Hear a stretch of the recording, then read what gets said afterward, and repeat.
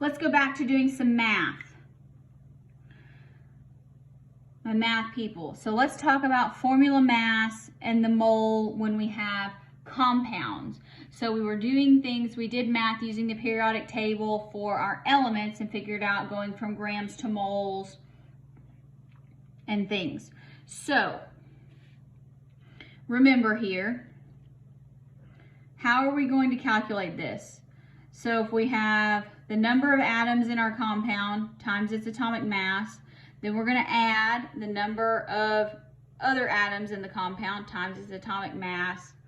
That looks kind of weird. It's not nearly as complicated as that makes it sound. So atomic mass is the mass of 1 mole of the element. We get that from the periodic table. It's generally going to be the number that is below the element symbol on the periodic table. If you're not sure about that, look for the number with the decimals. So how do you calculate the molar mass of a compound? Write the steps down. So you obtain the molar or atomic mass. I use those terms interchangeably of an element.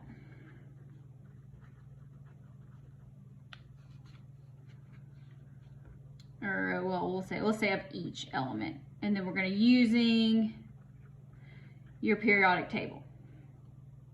Next, multiply each molar mass by the number of moles. That would be the subscript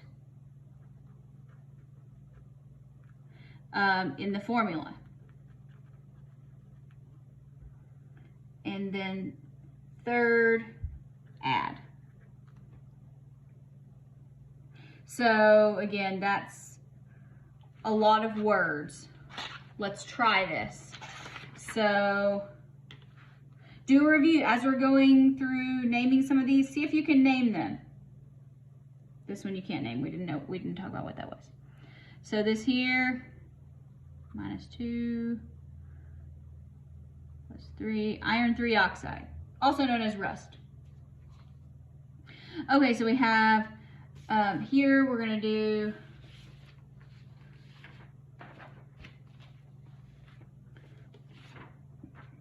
iron. There's 2 of them, so I usually write that first. And iron is 55.845. I tend to just go with 2 decimals. Again, I'm going to give you some leeway with rounding here, so just kind of, use your judgment. So I'm going to say 55.85, just because it just gives me some more room here. Oxygen, there's 3 of them. Oxygen, 15.999. Yeah, we're going to call that 16. Put it in the calculator. 2 times 55.85 plus 3 times 16. All right.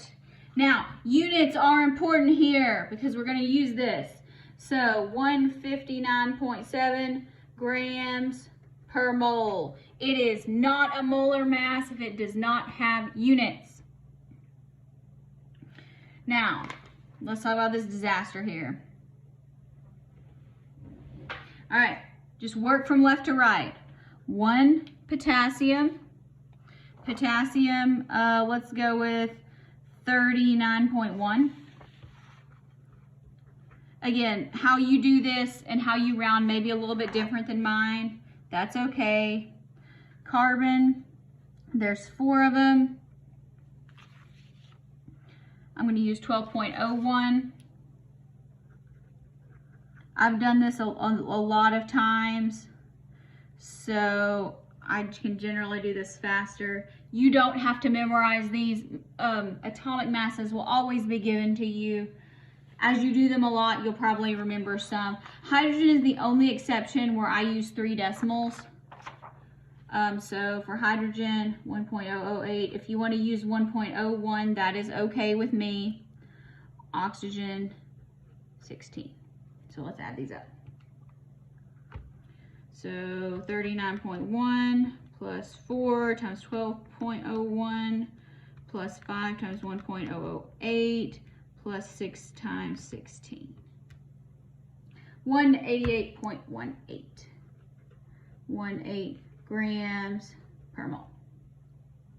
All right. Now, this is important here when we're dealing with our parentheses here in polyatomic ions. So let's start from left to right. So we have 2 aluminums. Aluminum is 26.98.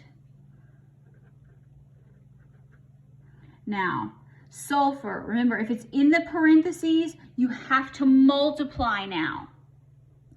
So there's 1 sulfur but in sulfate, but there's 3 sulfates. So there's a total of 3 sulfurs. So 3 sulfur is 32.06.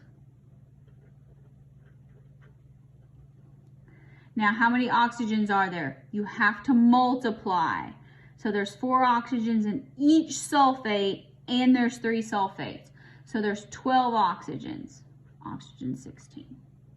Be very careful when you're doing this initially, because a lot of times you might forget to put it on the first one or the second one, or you're going to multiply, you're going to add them. Believe me, if there is a mistake, I have made it.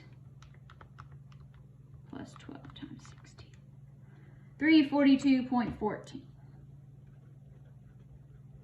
grams per mole. All right, magnesium hydroxide. Magnesium is 24.31. How many oxygens do we have?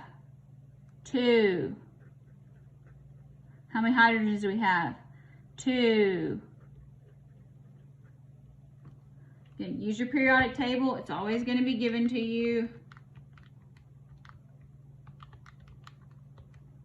58.33. Don't get too carried away with all the decimals, because again, we're going to use these as conversion factors. So know how to do it.